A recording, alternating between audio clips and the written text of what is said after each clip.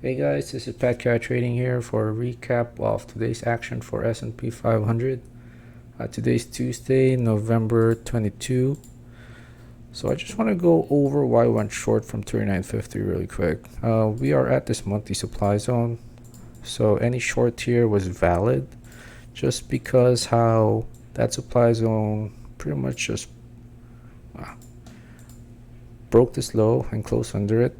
So I like the supply zone to reject price. And if you look at the weekly, we were also at this weekly supply zone. It was the only week where buyers stepped in from a almost 2-month downtrend. So buyers stepped in here,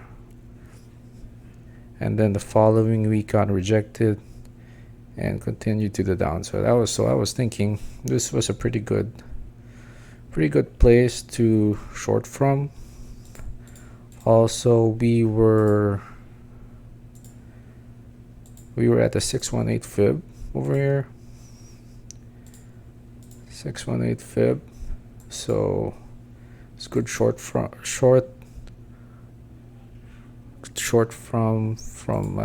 fib traders, and we had a pretty good close for the week. Had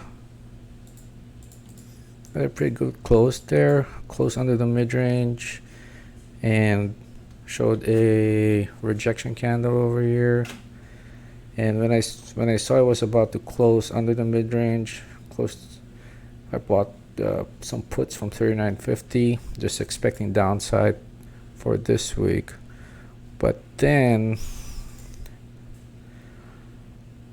so this was Friday's candle. I was expecting Monday's candle to continue to the downside, but then it just stayed in one tight range, and then Tuesday started pushed up above the mid-range of the supply zone, and then decisively closed above 4K, and it closed above these prior highs. So that for me is it's a pretty good daily close for bulls, but we are still pretty much trapped in this tight range. So we didn't move much if you think about it from last week. So it is a sign of strength for the bulls on the daily, and it's definitely not a good sign for my short. So the weekly short still isn't invalidated yet. For me, the only way it gets invalidated is if it starts trading above the supply zone. So it's still early. It's only Wednesday tomorrow, but the problem is if it doesn't dump tomorrow, then we have Thanksgiving, and I know that's a shortened day for trading, and Friday as well. So I just want to go over the bullish scenarios on where to possibly buy. I find it really hard to buy or go long on S&P 500 just because we are still in this weekly supply zone, but there's a lot of good spots to buy from. So let me just take that out. So tomorrow we do have the Fed minutes coming up at 11 a.m. So that could possibly dump price. I definitely won't be buying in this range. I'm only interested in buying somewhere here. I just want buy here, sell here. Pretty much once we start trading above this range, I don't expect any big moves just because of the short trading week. So it could easily just go take the stops from both sides of the range. But I just want to go over the short idea. So we have a daily supply zone here. So, and I know that we also have the daily 200 MA here, the daily 200 moving average. So I'm thinking a lot of people are going to be going short here. Maybe enter on run on here, maybe go here, then get some bearish price action, then enter short. I'm probably going to put limits around 40.80 on the future side and maybe 4100, and maybe target the bottom of this range. That's the short idea. If ever I want to do short on the futures contract. For dips, let's go over where will I buy. So I have this trend line over here that we broke through. So this pretty much trap price for the whole downtrend. Reject, reject, reject, reject. Good rejection here. So I know this trend line's legit. Rejected here, put a down candle, and then pushed up. So I would mark this out as a buy zone. And I like the confluence here with 3800 in the mid-range. So I'm definitely looking for buys around there. Gonna sell alert over there too. Also, if I pull up EMA cloud, it's been red this whole almost the whole downtrend, and it just turned green. So I expect a reaction over here. If ever we do get a dump tomorrow,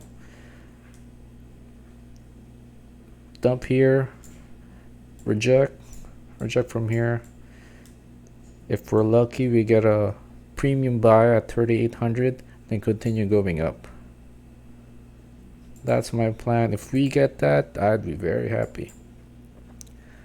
Also, couple things. H4, H4 is probably gonna be a big dip in the H4, but it's only H4. I don't give much importance on. I'm sure about that. Let me look at the 10-year. It's looking very bearish, which is good for longs for the S&P 500. If you look on the weekly, close under here, you would think that the most logical bounce point for the 10-year is here. So it's still quite a ways. So that supports the long idea. And what else? Let's look at the XY. Looks like we're rejecting over here.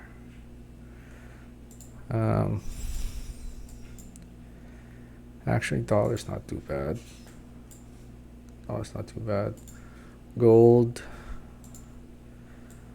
I expect it to let's pump over here. Expect it to, people who shorted from this supply zone are trapped, mitigate, probably take this high. That would show dollar weakness and good for S&P 500 longs. So that's pretty much the plan. So just want to do a quick summary of the plan. Go long here, go short from here. I'm gonna mark this out. So whatever gets hits first, I'll definitely trade that. If this gets hits first, I target this one. If this gets hit first, I target that one. like I said, I expect this tight range, the high and lows, to be ran. I don't expect any big moves, or if anything, just because of the short trading week. So I know I have a little bit of drawdown on the puts, but it's a monthly option, so there's still a ways to go. It's 3 weeks. It expires on December 16th, so still a ways to go for expiry. And as soon as once it breaks this low, I'll be in the money, and I'll just be trading this range for this week. All right, that's pretty much it. Good luck trading tomorrow, and let's make some money.